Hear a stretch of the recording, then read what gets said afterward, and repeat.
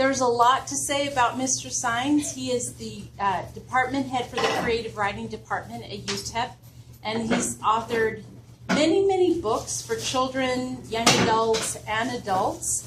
And this book has won the Pura Belpre, the Prince, and the Stonewall Award.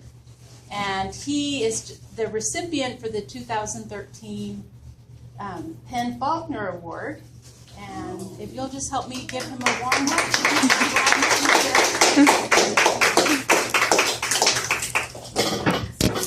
So where do I start? I never thought I would be writing young adult novels. I really didn't. My field of study was poetry, and I was a poet.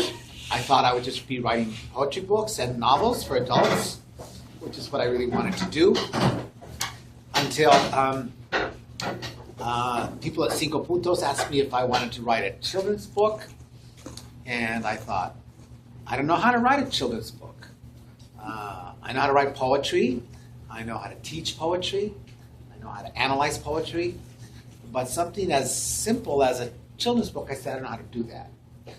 But they said, give it a try. And I wrote A Gift for Papa Diego, and it became a very successful book. It's a bilingual book. It's still in print, and it has sold over 100,000 copies, which is amazing. So it became successful, and then I started doing children's books and continued writing poetry and novels for adults. And then Cinco Puntos asked me, I was writing a short story. You know, sometimes when you're a teacher, you actually do the assignment with your students. You know, you ask them to do something and you do it too. And I asked my students, but they challenged me to do it. I was teaching the students and I said I wanted them to write in a voice that they weren't comfortable with, because they always write in the first person. I. And then I told them, everything's not about you, okay? So try and write something that's not about you. And so they said, well, and then it didn't go so well. So then I thought, okay, I forced their hand, so that I gave them on a piece of paper who they were, and that's what they were going to write out. They weren't going to be themselves anymore. So it would say something like, I'm a 62-year-old Latina woman, and my husband just divorced me. He just left me by leaving a note on the refrigerator door. So they had to write out of that space. And then there was this really, really, really macho jock in the class, and they were all deliberate. You know, I give it to different people, and his is, you are a 27-year-old man who has a child and who has a son, and you don't know how to tell him that you're gay. And then he looked at it and says, Mr. Saenz, this is not a fair assignment. I said, just right. And they did amazing things with it. They became those people. They just went with it. And they were amazing. They weren't themselves anymore. They were these people. And then they asked me, well, what's hard for you, Mr. Saenz? What's hard for you to do? And I said, I don't write in the first person, because none of my novels were in the first person. They were in the third person. And so I said, I don't write in the first person. Why don't you write in the first? I don't know. I just can't do it. They said, well, you should try writing something in the first person. So I said I would. And I wrote a story in the first person, and it became this book. And this was the first sentence I wrote. I was creating in the first person a character that wasn't me. And so it begins, I remember her eyes, the gray of a sky about to let loose a storm. I remember the way she placed her finger on her bottom lip when she was lost in thoughts as dark as her eyes. I'd have given anything to live that close to her lips. I used to picture her eyes as I was lying in bed, her eyes and that finger touching her bottom lip. I'd lie there and listen to the radio on my favorite station, KOMA in Oklahoma City. It reached me all the way to where I lived in southern New Mexico. But it could only reach me at night, just at night. I used to wait and hope they'd play that song by Frankie Valli. You're just too good to be true. Can't take my eyes off of you. Even if I was half asleep, if I heard that song, I'd suddenly be awake. I'd hum along and put together a scene. A girl dressed up for me, and a dance floor shiny as glass. Even the ice cubes in our drinks sparkled in the light. That girl was Juliana, and the whole damn world was mine. I need you, baby, and it is quite all right. And then, after the song was over, I'd fall asleep exhausted from trying to keep the two of us together. Being obsessed with Juliana was hard work. The word obsession came into my vocabulary the second I met Juliana.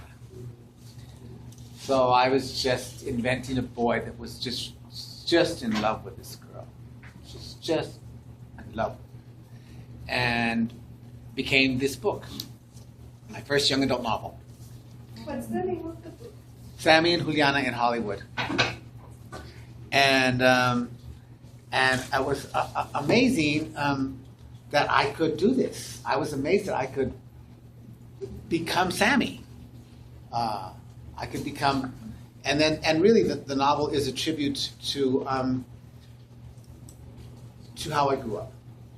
And Hollywood is a barrio in Las Cruces in the book. But the real barrio wasn't called Hollywood. The real barrio was called Beverly Hills. Never let it be said that Raza doesn't have a sense of humor, because we do. And it was the poorest barrio in Las Cruces. And I wanted to read you this one little section before we can discuss this book.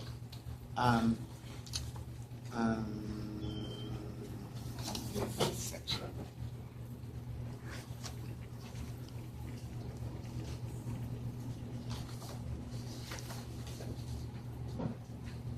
Okay.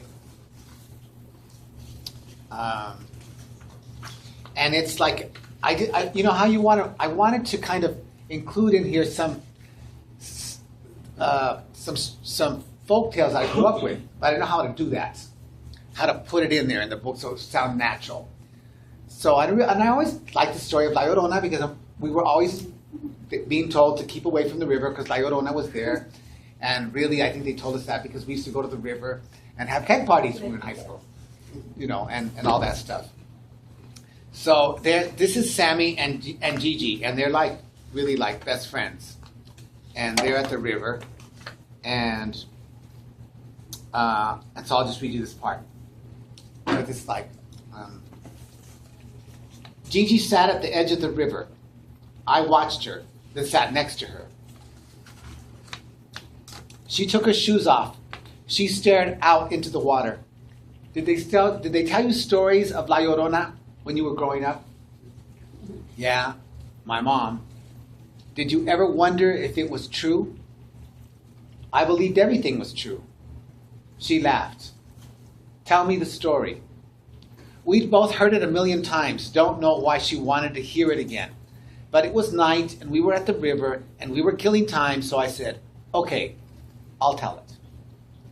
See, there was this woman, black hair, pretty, and she was happy, and she had a husband who was pretty good to her, and he was good to their 3 kids, lived in a small town, in a small house, in Hollywood.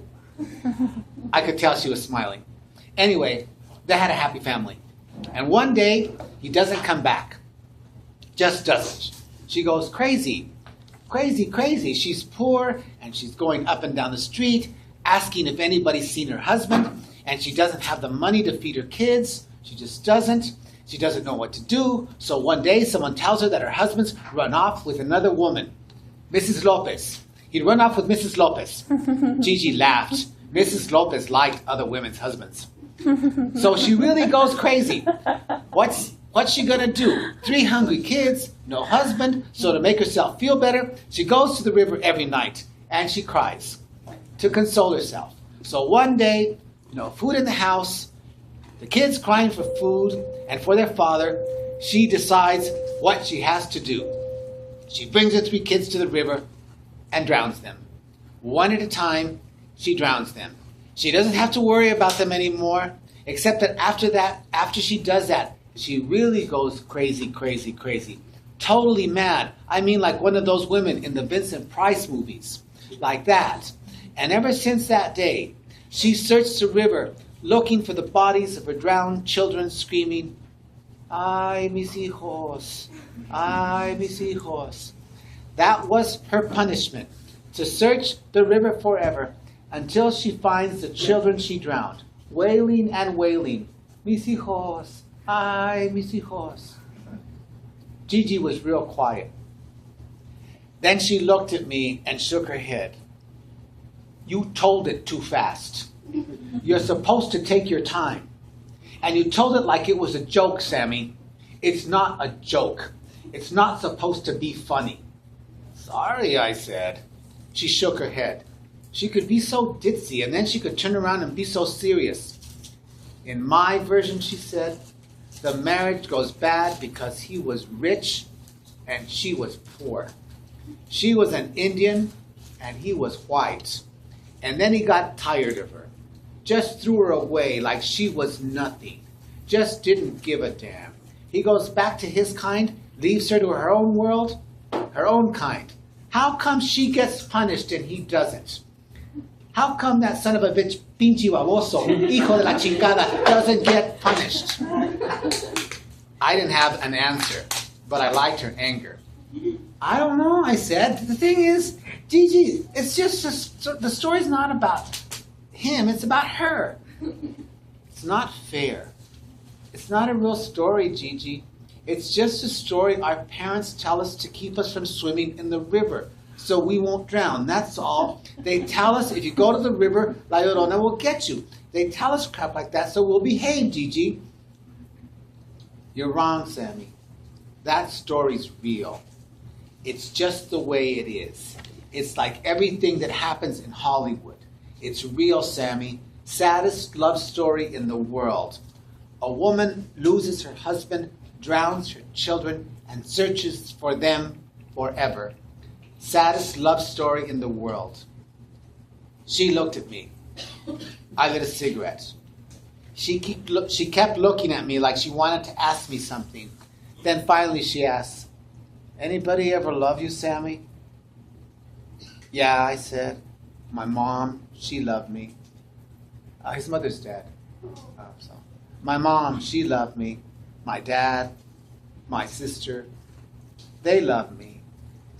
And Juliana, I think she loved me. That makes 4 people. Guess that's it. 4. Guess that's a lot." 5, she said. "Me, Sammy, I love you." I didn't say anything for a long time. "I guess I knew that," I said. "But you don't love me back, do you, Sammy?" I waited. I don't know for what. The answer wasn't going to change. Finally, I said, "No, Gigi, I don't love you." It hurt to say that, it did. Not like you want me to. Not like I loved Juliana. I wanted to tell her that. But I didn't. It would have made her feel worse, I think, to know I loved a dead girl more than I loved her. I felt sick. Bad. She was going to start crying. I knew she was, right then, right there. Nothing I could do about it. I looked at her. But she wasn't crying. "I'm sorry, Gigi." She nodded. "It's okay," she whispered. "Guess I already knew that too." She kept nodding. I nodded too. She was a smart girl, Gigi. I didn't even know it, but it was me who was crying. She looked at me. "Ah, Sammy, you're crying. Why are you crying, Sammy?" "I don't know, Gigi. You're a good girl, and you're fine, and I don't love you, and I don't love anybody. Maybe I don't have a heart. Maybe that's why I'm crying. Pendejo, she said. People don't cry if they don't have hearts. Don't be a pendejo.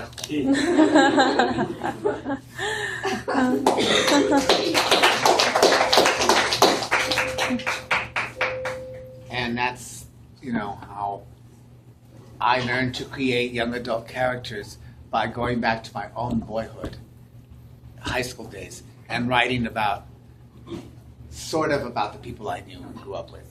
But I made them up, but it's based on them. Mm-hmm. I even had some of my one friend say, you know what? This character is based on this. This. What about me? I'm not in there. I said, sorry. So let's talk about the book. You have any questions before we?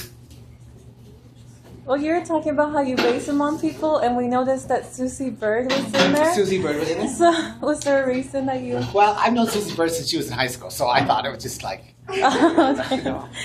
And she's like that. You were like, hey, it's Susie Bird. And Gina Navarro is actually after a friend of mine who's very pushy too, but her name is Virginia, and we call her Ginny. Oh. So that's just kind of fun things I always throw in. I throw in personal stuff all the time, just as a private joke. And we thought it'd be fun to have the charcoaler hamburgers because none of you had ever been at the charcoaler, right? And so, because Dante worked at the charcoaler, we thought... Ari, sorry. Yeah. And then we love how you mentioned Chico's Tacos and the Good Luck Cafe and Memorial Park and what else? Austin High School. Austin High School. I told him right now when I met him downstairs that he needs to write a book about Jefferson. Yeah. Or in Cathedral. And Cathedral. And Cathedral. And the Rexall store at the time was there. It's not there anymore. In Kirk Place, the Rexall store was there, and now it's not. But and I thought it was so wonderful because that's where we took you, that same strip mall, that's where we took you to lunch. That's right. I was like, oh, and That's when where I it used to read be. that, I was like, that's where we took him. that's where Rexall used to be. Oh yeah, where's Ari's spot? The one where he drove out in the desert to look at the stars? It would be probably, I'm going to say, right north of, if you go north of Montana Vista, take some little roads out there, and it's north, right in there. Do you relate to any character? I kind of relate to them all. I really,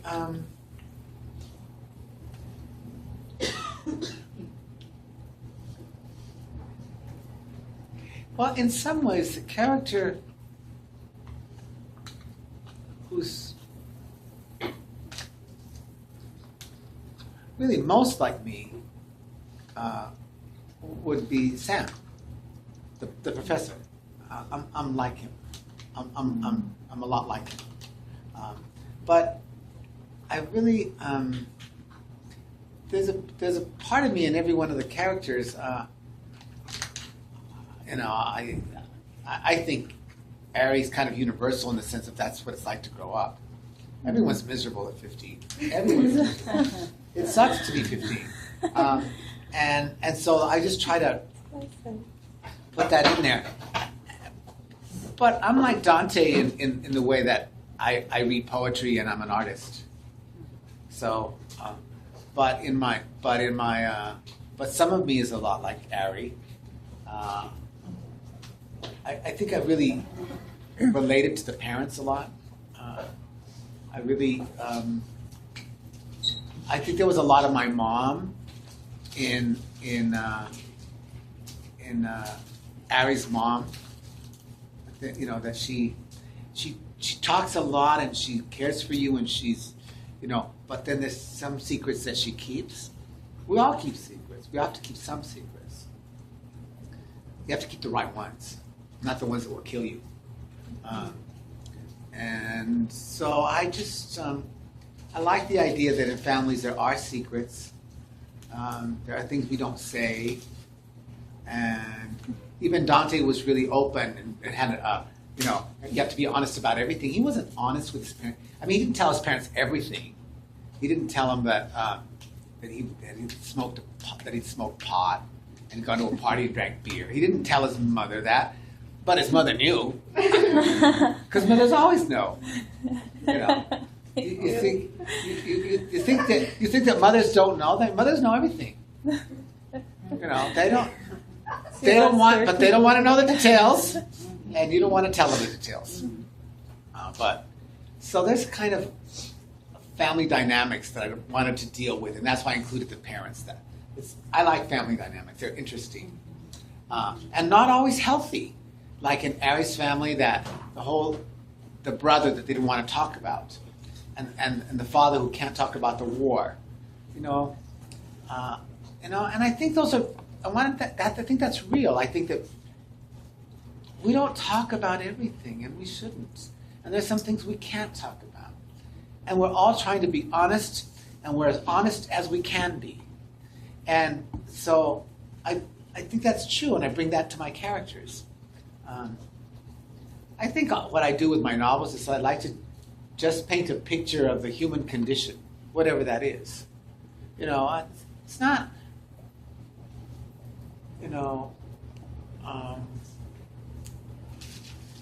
it's important that the characters are gay, but it's more important that they're boys trying to grow up. That's what's important. They're going to grow up to be men. They're just going to be men. And it's more difficult for gay men to be men in the world. It is. And that's true. Most people in the world are always going to be straight. And that's as it should be. But not everyone is. And it's not a choice either. It isn't. Who would choose it? Who would choose that? We don't know why that is, but it is. And so what do we do? And I think these parents love their children. They love their sons. It's like Sam says, when he asked Ari how well he knows Dante, because Ari hadn't told his dad that he was gay, and he said that and then Ari says he was afraid that you wouldn't be proud of him. And Sam is so hurt by that. He doesn't care about grandchildren. He says, I love my Dante. That's all that matters. And sometimes we think if we are something or we do something and we tell someone that they won't love us. But the truth is that most of the time they do still love us. We're just afraid that we won't be loved. And so I think that's true about being human. And so I just put this all in the books. Really. It was a fun book to write. Why did you have second thoughts of writing?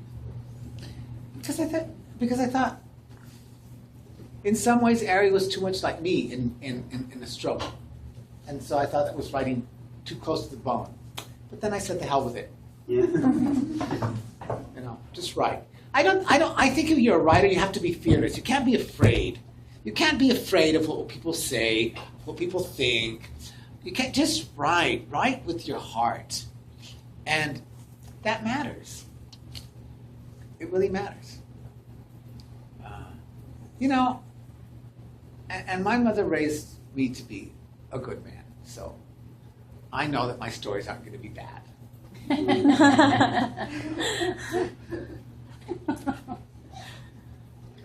Even though she says,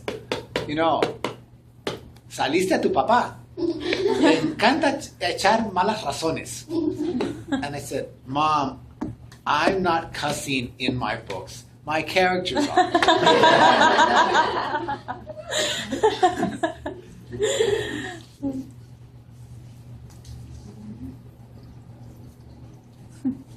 No one has any questions?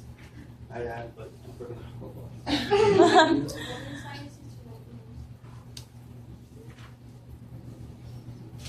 I think the world I live in,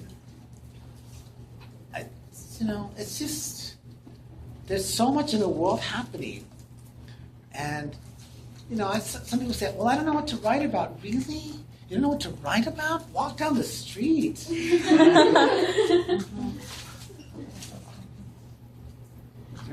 There's so much to write about. And people are so interesting, so screwed up and so wonderful. How do you start? How do I start? I start with a scene. Always with a scene. Like with Sammy, there was a scene. He's in his bedroom, he's thinking about Juliana, he's listening to the radio. And he's thinking. But it's still a scene. Always start with a scene. Put your reader in that world immediately. Don't waste any time. Why are you going to wait till page 30 to put your reader in the novel? Mm-hmm. Start on page 1. They're in the world already. They're in it. Just like with Ari. You're in his world. You're in his attitude. You're like, and then he's there, and he goes to talk to his mom, and he gives her attitude, but you also know he's kind of a good kid, but you know his world immediately. That's how you start. In the book, did he ever knew that he really wasn't in love with Dante, or did he block it out? I don't think a lot of people know. They just kind of discover it. Just kind of discover it. I know a lot of men who said when they were in high school they didn't know they were gay. They didn't think about it. They weren't.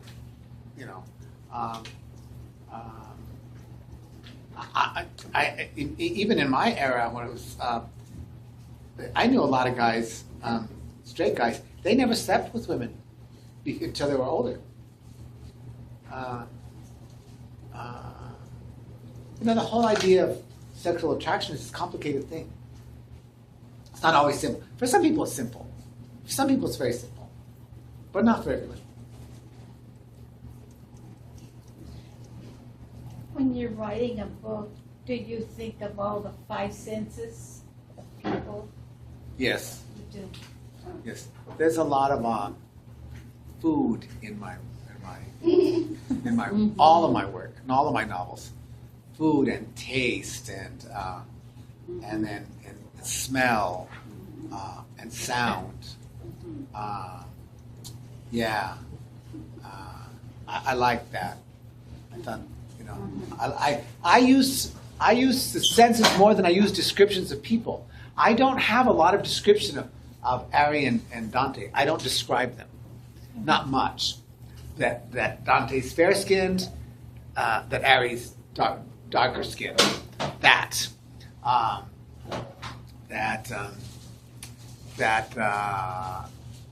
Ari. That Ari shaves, so obviously he's a harrier, and Dante has long hair, but I don't really describe them. Yeah, you know. I like people to conjure them. I give them here, but I don't even sit down and say that they look like this. I throw it in here and I throw it in there, like it'll say with his wild hair, so that he has long hair, and right then but you didn't before. And in the beginning, you don't know that Ari's darker and Dante's lighter, but then they talk or whatever. And then you discover it in their conversations. So you start to conjure them. And then it's so funny, young people are so funny. There was this young woman who wrote me a letter. She loved the book, and she wrote me an email. Oh, and they're so good looking. Where does it say that? She made it up. She imagines they are. Like that. She imagines they are. And of course their parents think that their sons are beautiful, but they're not talking about their looks. You know. But they assume that. People make them up and what they look like. And so that's the fun of writing, that you want your readers to kind of make them up too. Because you don't want to tell them everything about what they look like and stuff. And I don't know what they look like. I have no idea. Although if there was a movie and there would be, you know, two young men in front of me, it's just Ari, and say, no, that's not Ari. No, that's not Dante. This one's Dante. You know, I would have an idea. I'd be faced, you know, with having, because then it's going to be, you're going to see them. You know. Did this book ever cause any controversy? Actually, no, and I'm surprised. So that you- This one did. It did. This one did. Why did it cause controversy? Well, because there's a lot of bad things happen here in this book. You know, when I was growing up, people died of heroin overdoses, and it was the beginning of the drug culture, and you know, and it was messy, and so I put the mess in here, and a lot of school teachers told me that they wouldn't they wouldn't teach it, and I said, well, you know, but I think this story is true to how I grew up. You know, I didn't edit anything. You know, my cousin died of a heroin overdose. People just, it was hard. It was hard. And I didn't soften anything up. So, and yet this book was still named by the American Library Association as one of the top 10 books of the year. So. Was this book very successful? What? Was this book successful? Yes, it's very successful.